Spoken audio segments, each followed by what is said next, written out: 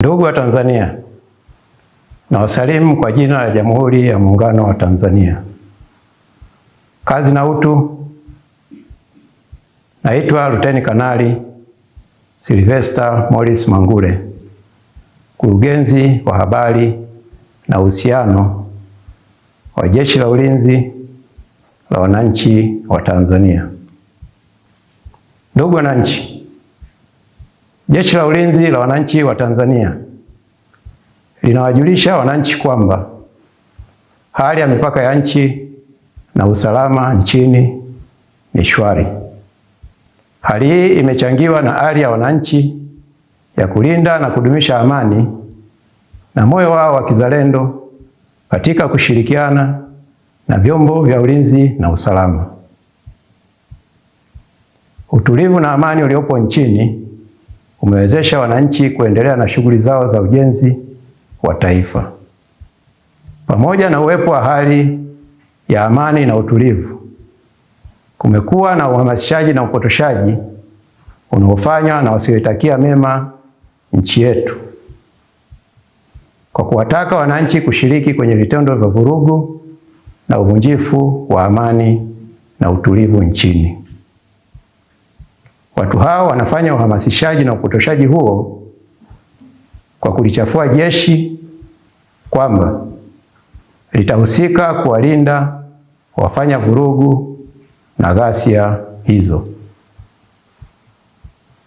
Vitendo hivyo vinaweza kusababisha madhara kwa washiriki na wananchi wengine, uharibifu wa mali, kuvuruga shughuli za wananchi za kila siku na hatimaye kuharibu uchumi wa nchi.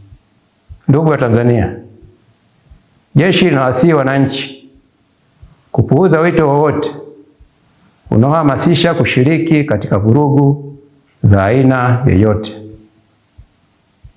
Pia linawataka kutoshiriki katika vurugu na uvunjifu wa amani, bali waendelee na shughuli zao za kila siku za ujenzi wa taifa bila hofu yoyote.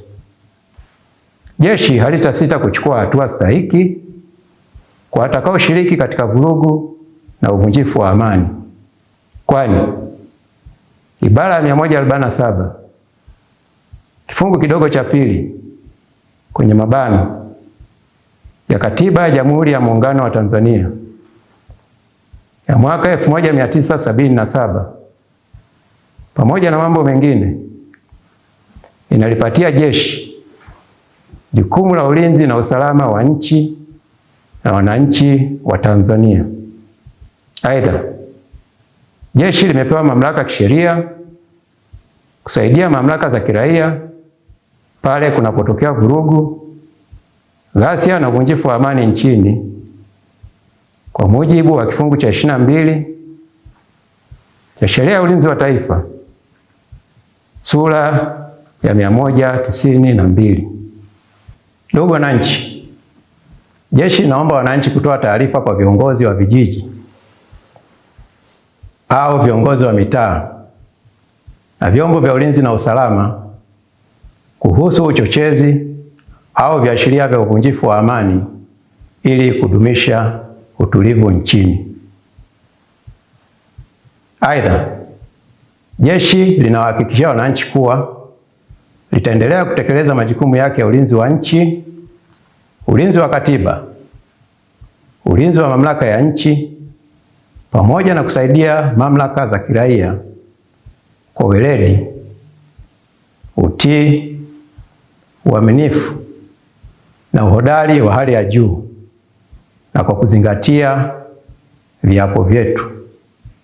Ndugu wa Tanzania, jeshi linaendelea kushirikiana na wananchi pamoja na vyombo vya usalama ili kudumisha amani, utulivu na umoja kwa maendeleo ya taifa pamoja na wananchi wake. Asanteni sana.